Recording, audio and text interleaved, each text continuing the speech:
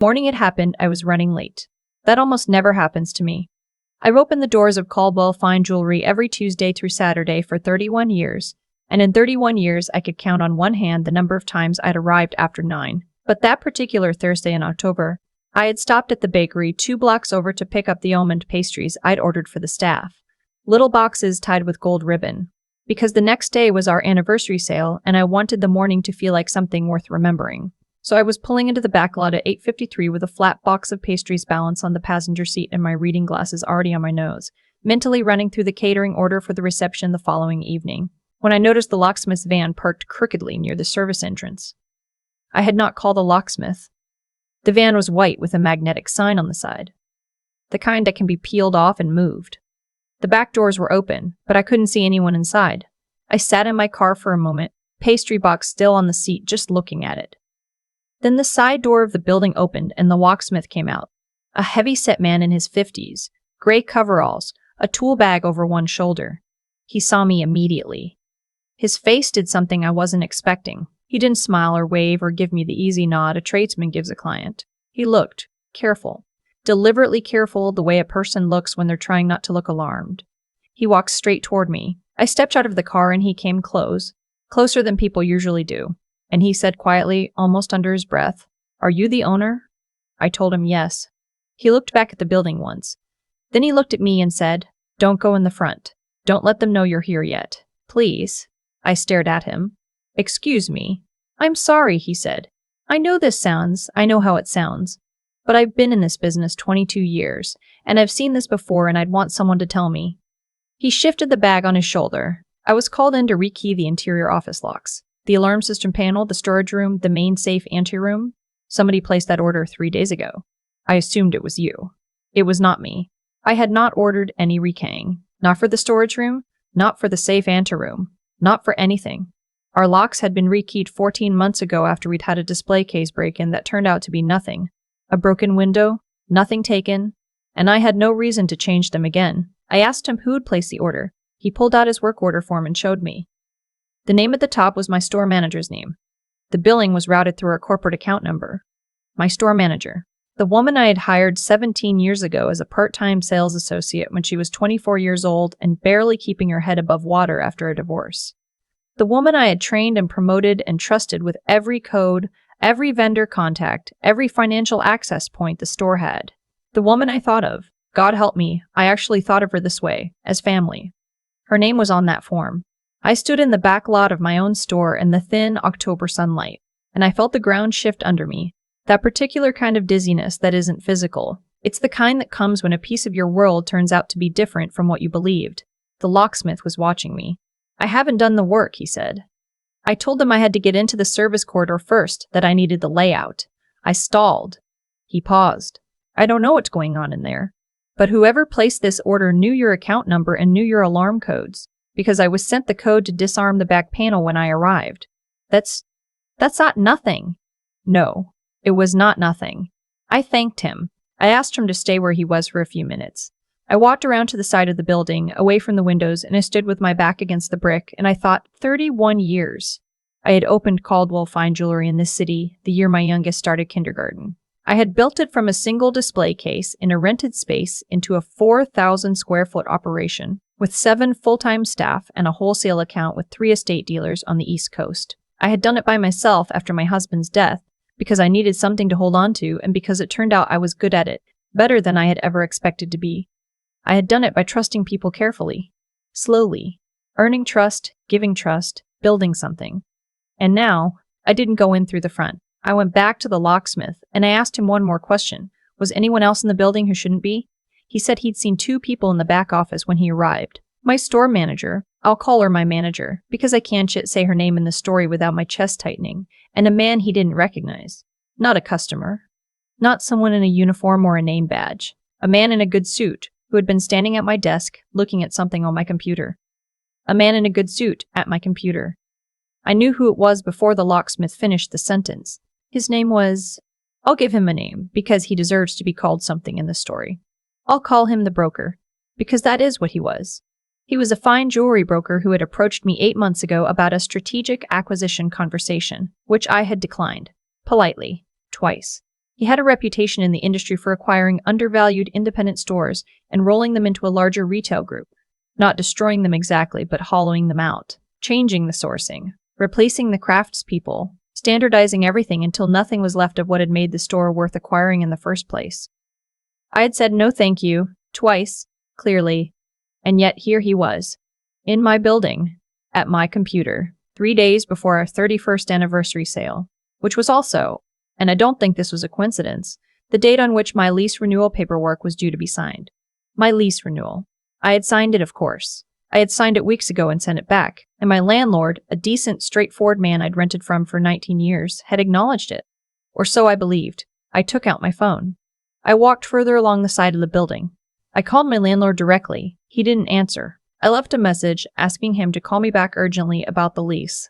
Then I called my attorney. Her name is... I can use her real name in this story because she is one of the heroes of it. Her name is Vivienne, not the Vivienne in the list.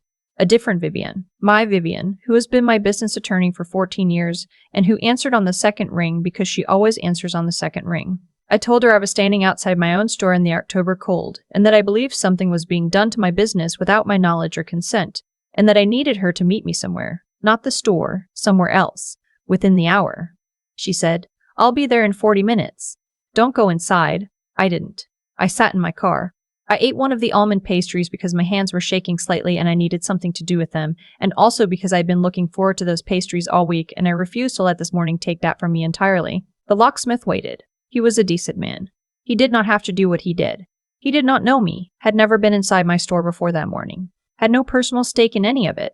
He saw something that felt wrong and he made a different choice than most people would have made. I want that to be part of this story, because I think about him still. Vivienne arrived in 38 minutes, which I appreciated. We sat in my car in the lot of the coffee shop 2 streets over, and I told her everything I knew.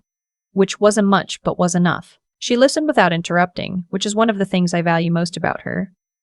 Then she was quiet for a moment and she said, "Tell me about the lease." I told her about the lease. She was quiet again. Then, "And you have a copy of the signed renewal?" I did. It was in my email, scanned, with the confirmation from my landlord's office. She said, "Good. Don't touch anything inside the store. Don't let them know you've seen the van. I'm going to make 2 calls." The first call, I found out later, was to my landlord's office directly, not his cell, his office, where his property manager answered. And from that conversation, Vivienne learned that 3 weeks ago, my landlord had received a fax. A fax. The method of a person who knows fax documents are harder to trace. Purporting to be from me, withdrawing my lease renewal, and indicating that I was considering relocating the business. The fax had my business letterhead. It had what appeared to be my signature. I had sent no such fax. The property manager, uncertain, had not yet processed the withdrawal. My landlord was a cautious man who did things slowly and carefully, but had not confirmed my renewal either. The lease was in limbo, which meant that if someone else had approached the landlord in that window with an offer, with a plan, with paperwork of their own, it would have worked. If I had walked into my store that morning the way I normally would have, at the front door, briefcase in hand, cheerful and unsuspecting, the wrecking would have been finished by 10. The locks I knew would be gone, and I would not have understood until much later what had been done and how. The second call Vivienne made was to a contact she had at the city's commercial fraud unit. She had worked with them twice before on cases involving document forgery and real estate. She explained what we had and asked what we needed to do in the next 24 hours. We had 24 hours before the anniversary sale. 24 hours before I was supposed to be standing in my store in my good dress, welcoming clients, pouring champagne, celebrating 31 years of something I had built with my own hands.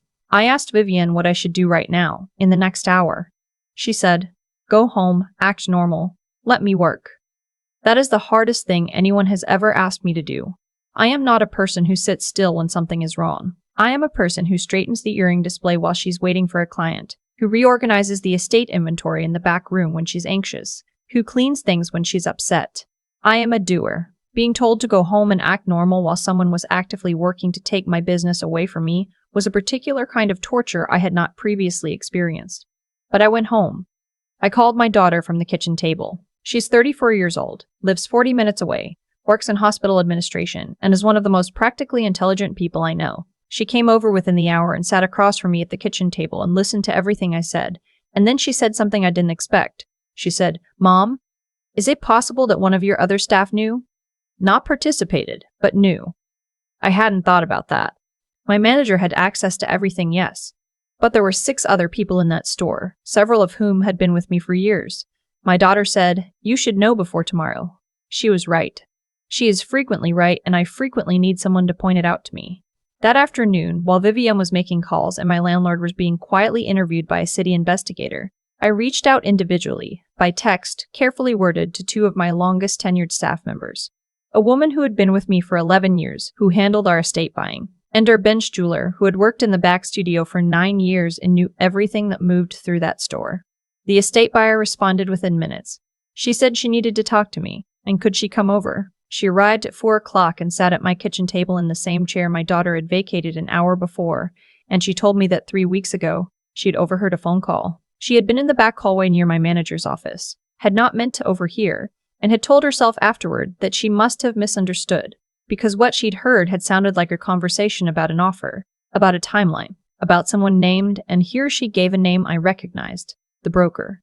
She had told herself she must have misunderstood, she had lost sleep over it. She had not said anything because she was afraid of being wrong, afraid of the consequences, afraid of what it would mean if she was right. I held her hands across the kitchen table and I told her she had not been wrong, and that she had done the right thing coming to me now, and that none of what was happening was her fault. She cried. I almost cried. I did not, because I needed to hold it together for a few more hours. The bench jeweler, when I reached him by phone, told me that 2 weeks ago, my manager had asked him for the combination to the secondary safe, the one in the studio where we store pieces in progress, client repairs, items awaiting appraisal. She had told him the main safe's mechanism was being serviced and she needed access for a few days. He had given it to her. Of course he had.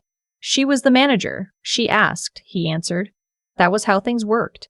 He didn't know yet that anything was wrong. When I told him, very briefly, that there was a situation and that I needed him to come in tomorrow morning as normal and not mention this conversation to anyone, he went silent for a long moment.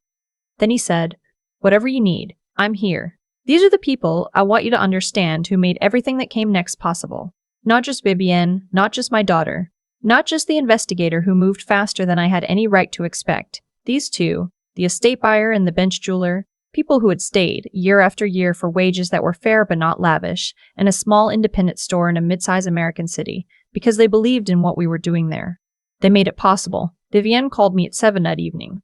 The forged facts had been documented.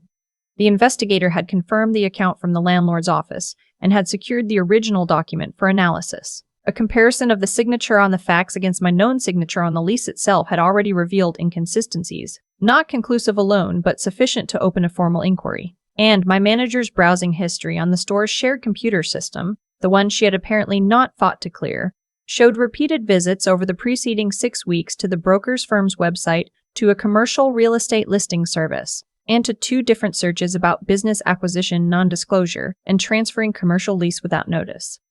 She had done this on the store's own computer, on my network. I don't know what she told herself about that. I don't know what she told herself about any of it. I had given that woman 17 years of trust, of opportunity, of genuine warmth, and I still don't fully understand what she thought she was doing or what she believed she deserved, that she wasn't getting. I have stopped trying to understand it. Some things don't resolve into a reason you can hold. The next morning, the anniversary sale morning, I was at the store at 8:30. My manager arrived at 9, as usual. She walked in through the front door and stopped when she saw me standing at the counter in my good dress, the one I wear for events, with my reading glasses on and a cup of coffee in my hand, looking at nothing in particular. She said, "Oh, you're here early." I said, "It's our anniversary." I wanted to be here. She smiled. The smile didn't reach her eyes. I noticed, now that I was looking, that it never had, or maybe it always had and I had just stopped seeing it. I'm not sure which is worse. At 9:15, 2 investigators arrived. Vivienne arrived 1 minute later. My manager was asked to step into the back office, and I stood behind the counter and straightened the earring display, and I thought about nothing, and I thought about everything, and I let my hands do the small familiar work, while the rest of it happened without me. She did not make a scene. I will give her that. Whatever she had told herself about all of it, she did not stand in my store and make a scene. The anniversary sale opened at 10 as planned. The estate buyer ran the floor. The bench jeweler handled the private appointments. 2 of our part-time staff worked the cases. I stood at the door and I welcomed people in, and I poured champagne, and I told the story of 31 years of finding beautiful things and bringing them to people who would love them. and by 1 o'clock the mood in the room was exactly what I had hoped it would be. There's a moment in every difficult thing that I've learned to wait for. It's not the resolution, not the justice part, not the paperwork being signed, or the verdict coming down, or the lock being changed. For the last time by a locksmith, I chose myself for reasons I actually understood. It's earlier than that. It's the moment when you know you don't have the proof yet, the outcome hasn't arrived yet, but you know that you are going to be all right, that whatever has been done to you is not going to stand, that the thing you built is still standing and you are still standing in it. That moment came for me at about 10:45 on a Friday morning in October, when a woman came in who had been a client of mine for 22 years. She bought her daughter's engagement ring for me, her granddaughter's first pearl earrings, her own anniversary bracelet, and she walked through the door and looked around at the cases and the flowers and the champagne and the small crowd of people laughing, and she said, "Oh, this is exactly how I remember it. Exactly how I remember it." Yes, it was. The lease renewal was formally confirmed the following week, once the forged fax was flagged and set aside and the landlord received documentation of the forgery.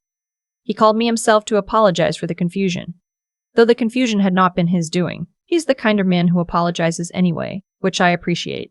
The formal proceedings against my manager and the broker took several months to fully develop, and I won't walk through all of it here, because frankly, it is tedious, and I am not interested in giving that part of the story more space than it deserves. What I will say is that the document forgery case was substantive, that the commercial fraud investigators did their job thoroughly, and that neither of them came away from it without consequences. But here's the thing I want to leave you with, because I've thought about it every day since. I almost didn't pay attention to the Locksmith's van. I was tired and running late, and I had pastries on the seat and a reception to organize and 31 years of momentum carrying me toward the front door of my own store. I almost walked right past the thing that saved me, and the locksmith. A man whose name I didn't even know, who had no reason to involve himself in my problems, who could have done the job he was paid for and gone home and told himself it wasn't his business, chose differently. He saw something that felt wrong and he made a different calculation. He decided that the woman whose business was at stake deserved to know. I found out his name afterward. I sent him a letter. I told him what had happened and what might have happened and what hadn't happened because of him. He wrote back, an actual letter handwritten on a piece of notebook paper. And he said he was glad it had worked out and that he hoped my anniversary sale had been a good one. It was. It really was. The estate buyer is still with me. The bench jeweler is still with me. The bench jeweler is still with me. We've hired 2 new people since then. Slowly, carefully, the way I do everything. I've been more deliberate about who has access to what and why. Not out of fear, but out of clarity. It's a kindness to everyone, I think, to be clear about those things from the start. My manager's replacement is a woman who had been running the jewelry counter at a department store for 8 years and was desperately looking for something smaller and more human. She's been with us for 7 months now. Last week, she learned the name of every regular client who came in on a Tuesday, on her own, without being asked. 31 years, and I still get to do this. I still get to stand behind a case of beautiful things and watch someone's face when they see what they've been looking for. That's the part no one can take. I want you to think about something before you go. If you had been in that parking lot, if you had seen that van, heard those words from a stranger, and known that something was happening inside your own life without your knowledge, would you have stopped? Would you have let yourself be slowed down, rerouted, made late for your own morning? Or would you have nodded and walked past and told yourself it was probably nothing? I've spent a lot of time thinking about which person I almost was. Tell me in the comments, have you ever had a moment like that? A stranger, a warning, a reason to pause that you almost ignored? I'd genuinely like to know. These are the moments that change things, I think. Not the dramatic ones we planned for, but the small, quiet ones we almost miss. I've been turning this over for months now, the way you turn a stone in your hand without quite meaning to. What I keep coming back to is not the forgery, not the broker, not even her, the woman I trusted for 17 years who looked me in the eye every single day while planning to take what I built. What I keep coming back to is how close it came to working. One morning, one parking lot, one man who didn't have to say a word and said it anyway.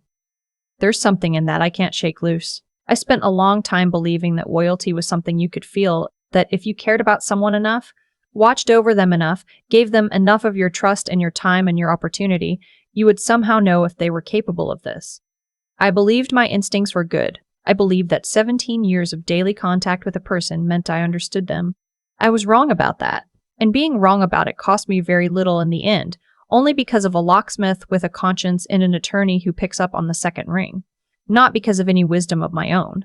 That's the part I had to sit with, the part that didn't feel like a victory, because here is what I actually think happened. Underneath all the legal proceedings and the document forensics and the timestamps on a computer's browsing history, someone decided, quietly and over a long period of time, that they deserved more than they had. Not just more money, more authority, more credit, more of the thing the store represented. And instead of asking for it, or leaving for somewhere that could give it to them, or building something of their own, they found a different path. A shorter one. One that required taking rather than earning. That choice, the one made in private, over weeks and months, small decision by small decision, is what made everything else inevitable. Not the forgery itself, not the broker's involvement, not the rekeyed locks. The choice that came before all of that. The one no one saw. I think about the estate buyer, who heard something in a hallway and told herself she must be wrong. She lost sleep over it.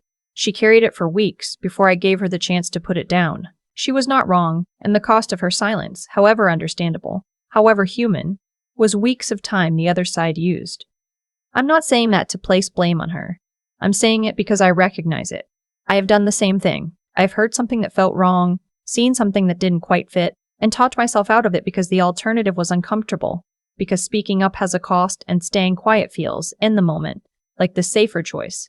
It is almost never the safer choice. What I understand now, more clearly than I did before October, is that the things we build, a business, a relationship, a reputation, a life, are not protected by how much we care about them. They're protected by how clearly we see them, by the willingness to look directly at what's in front of us, even when what's in front of us is something we don't want to be true. The locksmith saw something that felt wrong, and he made a different calculation. He decided that being right mattered more than being comfortable. That is not a small thing. That is, I think, the whole thing. I kept the store. I kept the people who deserve to be kept. I am still here, 31 years in, and the cases are still full of beautiful things, and someone walks through the door every week who has been coming for 20 years and still looks around like it's the first time. That's what endures. Not the threat, the store.